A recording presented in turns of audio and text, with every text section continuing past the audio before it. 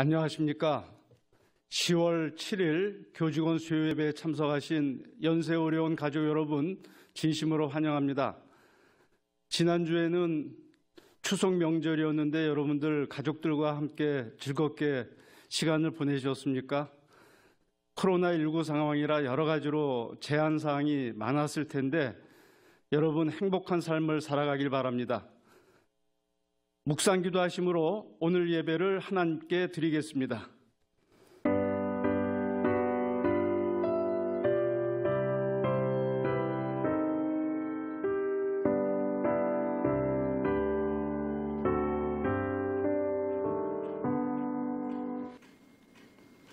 찬송가 539장 함께 부르시겠습니다.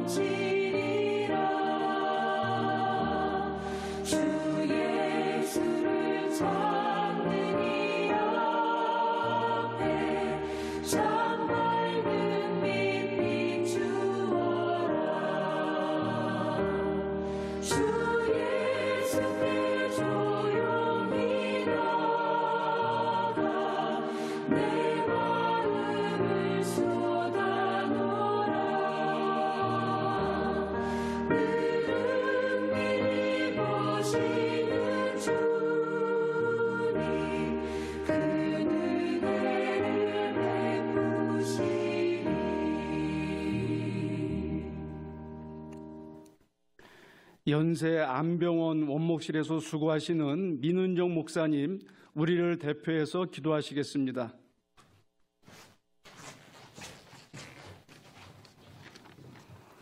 다 함께 기도하시겠습니다. 오늘도 살아 역사하신 하나님, 저희들에게 귀한 생명을 허락하시고 하나님의 장중에 품어주심을 감사를 드리옵나이다. 코로나19로 인해 모든 교직원들이 예수 그리스도 안에서 하나가 되어 예방과 치유에 앞장서게 하시며 그 현장에서 저희들을 지켜주시고 성령 하나님의 인도하심을 따라 환자들과 보호자들을 섬기며 환자가 선택하는 병원이 되게 하여 주심을 감사를 드리옵나이다. 하나님의 말씀 위에 세워진 이 복된 기관이 하나님의 뜻을 따라 사랑으로 하나 될 수 있게 하여 주시고 이웃에게 예수 그리스도의 사랑을 전하며 육신의 질고로 고통받는 이들에게 치료의 손길을 내밀며 그들의 마음을 위로하게 하심을 감사를 드리옵나이다.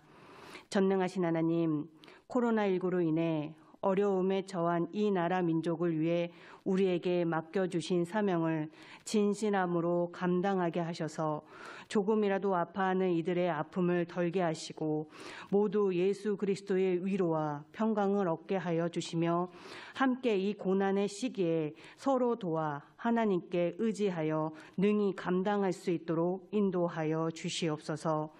우리의 모든 수고가 오직 본이 되신 예수님의 사랑을 닮아가기를 간절히 원합니다. 이 세상 모든 것이 헛되고 헛되지만 우리에게는 믿음이 있어 소망이 있음과 같이 우리의 모든 노력이 헛되지 않도록 성령 하나님께서 인도하여 주시옵소서. 코로나19로 인해 많은 어려움들이 있지만 연세의료원에서 진행하고 있는 많은 사업들이 차질 없이 진행되어 아프고 상처받는 이웃에게 예수 그리스도의 증인이 되는 역사를 이루어 주시옵소서. 성령님께서 오늘 말씀을 전하시는 최이우 목사님과 함께 하셔서 전하는 말씀이 갈급한 우리의 심령에 은혜의 단비가 되게 하여 주시고 이 예배를 통해 우리의 중심이 하나님께로 향하며 하나님께서 주신 비전을 바라보며 새 힘을 얻는 시간이 되게 하여 주시옵소서. 거룩하신 예수 그리스도의 이름으로 기도드렸사옵나이다. 아멘.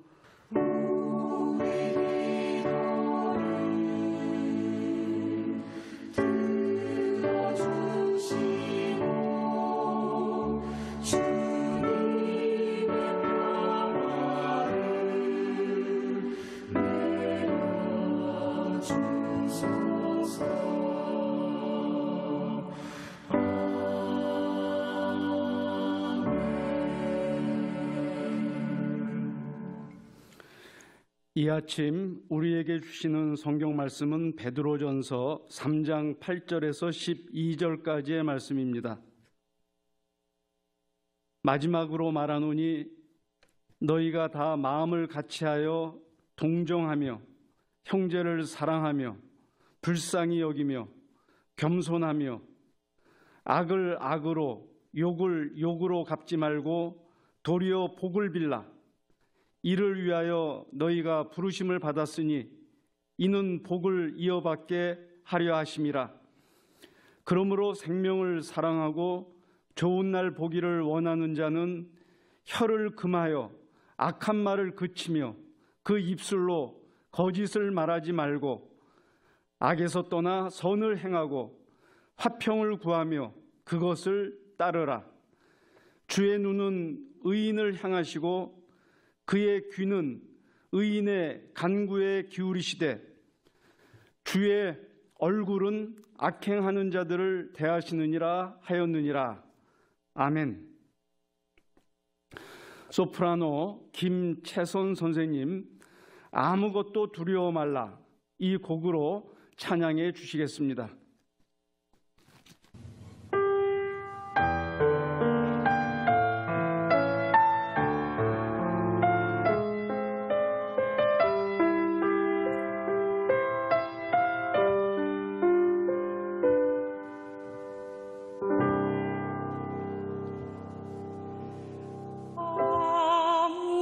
아무것도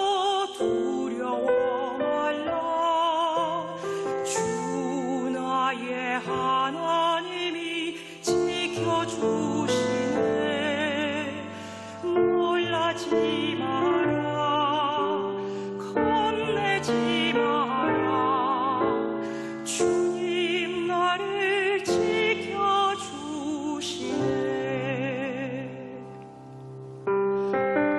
아무것도 두려워 말라.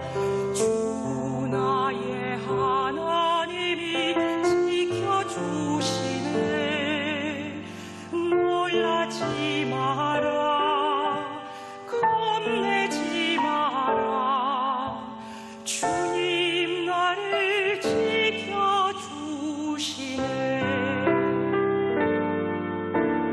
내 맘이 힘에 겨워 지칠지라도 주님 나를 지켜주시네. 세상에 험한 풍파 몰아칠 때도 주님 나를 지켜주시네. 주님은 나의 산성, 주님은 나의 요새, 주님은 나의 소망, 나의 힘이 되신 여호와.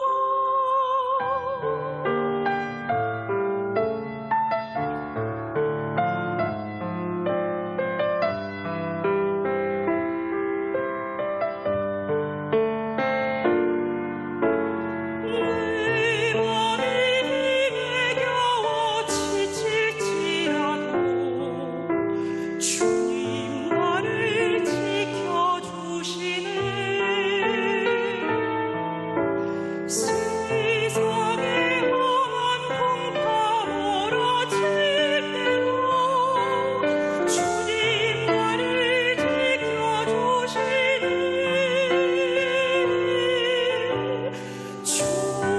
주님은 나의 산성, 주님은 나의 요새, 주님은 나의 소망, 나의 힘이 되신 여호와. 주님은 나의 산성, 주님은 나의 요새, 주님은 나의 소망, 나의 힘이 되신 여호와. 나의 힘이 되신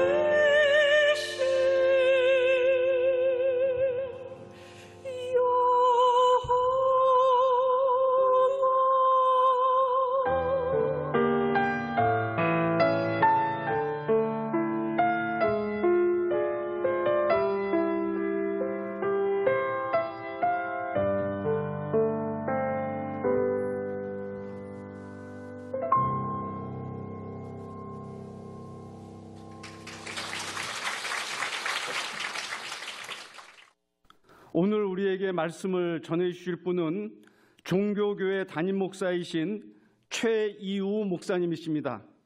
최 목사님께서는 우리 한국 교계에서 중추적인 역할을 하고 계시고, 특별히 우리 세브란스에는 매년 선한 사마리아인 SOS 프로젝트에 큰 기금을 보내주고 계십니다. 나는 복덩어리다, 이 제목으로 말씀 전하실 때 감동과 도전이 있길 바랍니다.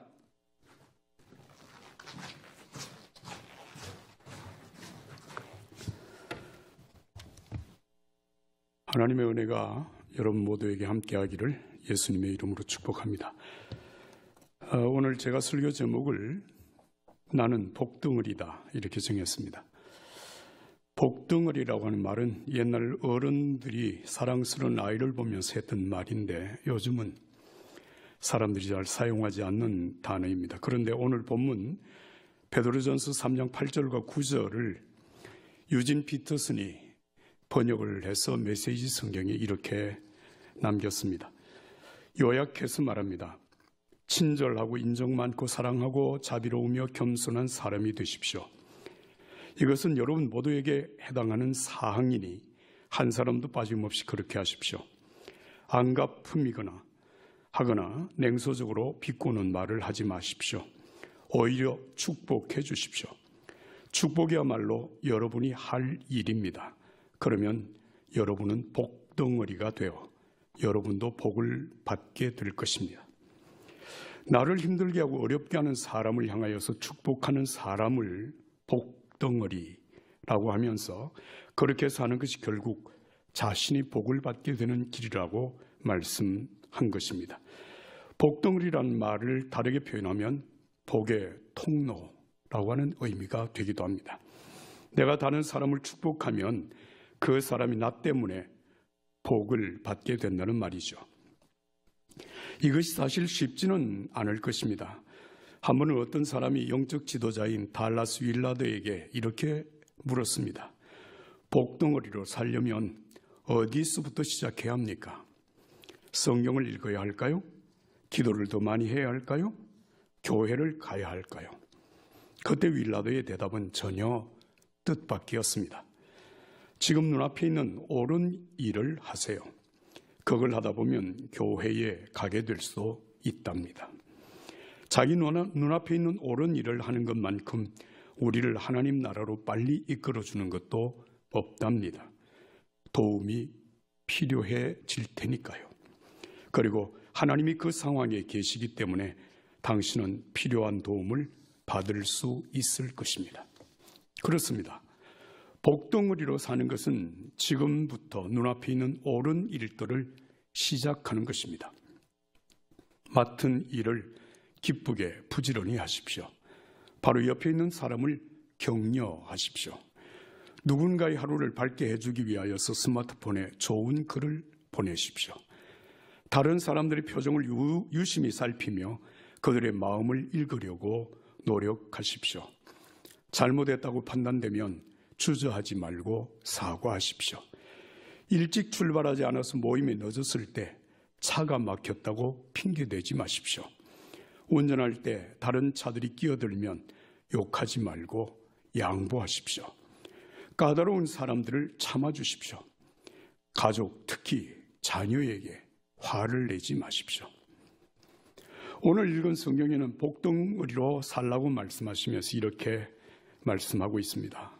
사람을 동정하라, 형제를 사랑하라, 불쌍히 여기라, 겸손하라, 악한 사람에게 복을 빌어주라, 선을 행하라, 선한 양심을 가지라, 예수 그리스도를 본을 삼아 살으라. 나에게 잘해주는 사람이라면 몰라도 전혀 그렇지 않은 사람에게 어떻게 그렇게 할 수 있을까요? 중요한 그 두 가지를 말씀드리고자 합니다. 하나는 내가 복덩어리, 복의 통로라고 하는 정체성을 가지면 할 수 있습니다. 더그 파짓이라고 하는 사람이 여전히 믿을 만한 기독교라고 하는 책에서 이런 글을 쓰고 있습니다. 온갖 사람들로 가득한 커피숍에 앉아 나는 글을 쓰고 있다. 그 중에는 갓난아이를 데리고 나온 엄마도 보인다. 몇 분 전 3살배기 남자아이가 엄마와 함께 커피숍으로 들어왔다. 그 아이의 관심은 온통 갓난아이에게로 쏠려서 갓난아이가 누워있는 소파로 다가가 몰래 그 아이를 만지려고 했다. 재빨리 따라간 엄마가 계속 저지했지만 아이는 엄마의 말에 귀를 기울이지 않았다. 그때 갓난아이의 엄마가 말을 했다. 그래, 괜찮아. 아기를 만져보아도 돼. 마침내 남자아이의 작은 손이 아기에게 닿았다. 그 아이는 부드럽게 자기의 아이의 곱고 부드러운 머리를 쓰다듬었다. 그 아이는 기뻐 어쩔 줄을 몰라 했다. 킥킥 웃음을 터뜨렸고 감동으로 몸을 들었다. 그 갓난 아이에게서 생명의 진수를 본 것이다. 아이의 흥미를 끈 것은 어린 아기의 부드러움이 아니었다. 그 아이가 원하는 것은 아기 그 자체였다. 그 작은 남자아이도 갓난 아기가 자기 존귀한 존재라고 하는 사실을 알았다. 갓난 아이는 하나님의 생명으로 가득한 신기한 존재였다. 그 작은 남자아이는 자신이 만지고 있는 갓난 아기가 자신과 같다고 생각했다. 그는 갓난 아이와 관계를 맺고 싶어하는 것이 그의 기질의 일부임을 알았다. 그것은 우리 모두가 가진 기질의 일부이기도 하다. 우리는 관계를 위해 사랑하고 또 사랑받기 위해 창조되었다. 우리는 서로와 또한 하나님과 협력하며 조화를 이루어 살도록 창조되었다. 처음부터 그래왔다. 우리는 낯선 사람, 특히 나를 어렵게 하는 사람을 본능적으로 경계합니다.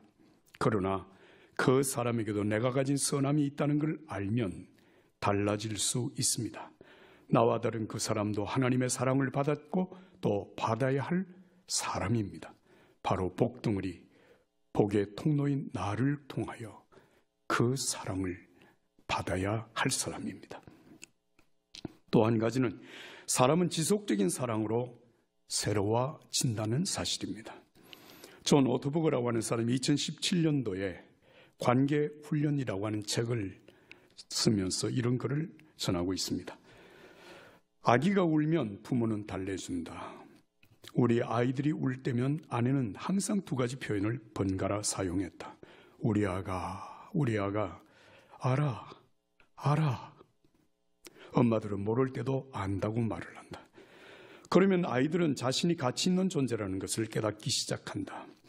자신보다 훨씬 크고 강하고 지혜로운 엄마가 너를 계속 보고 있어. 너의 불편이나 고통, 배고픔을 알고 신경 쓰고 있어. 내가 해결해 줄게 라고 하는 말을 들을 때마다 자신이 중요한 존재라는 인식이 삭튼다. 아기는 자기를 달래주는 엄마의 말을 들으면 뇌 구조 자체가 변한다. 두려움은 줄어들고 안정감이 깊어진다. 세상이 더 안전한 곳으로 보인다. 모든 어머니가 자녀에게 하는 가장 흔한 이 말, 성경에서 가장 자주 나타나는 우리를 향한 하나님의 말씀이기도 하다. 두려워하지 말라.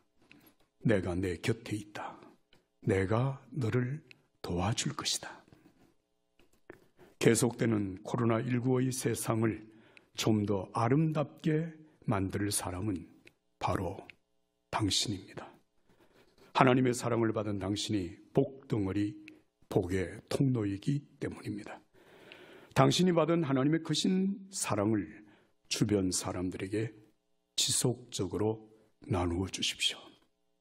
거기 놀라운 변화가 있습니다. 예수 그리스도 안에서 당신을 향한 하나님의 은혜와 사랑이 충만하기를 간절히 기도합니다. 사랑의 주님, 우리 자신이 하나님의 사랑을 받은 복의 통로, 복덩어림을 알게 하시고 다른 사람들에게 지속적으로 내가 받은 그 사랑을 나누는 복의 통로가 되게 하여 주옵소서. 예수 그리스도의 이름으로 기도합니다. 아멘.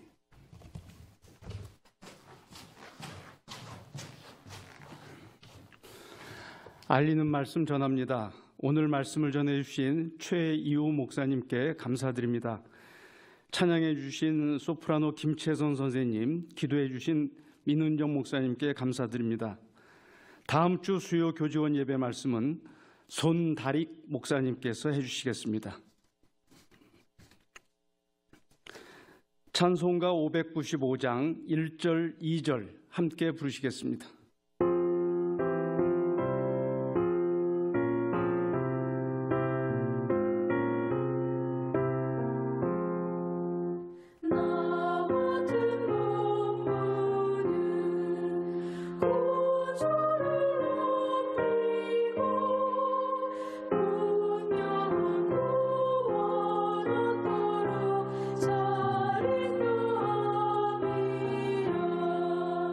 푸른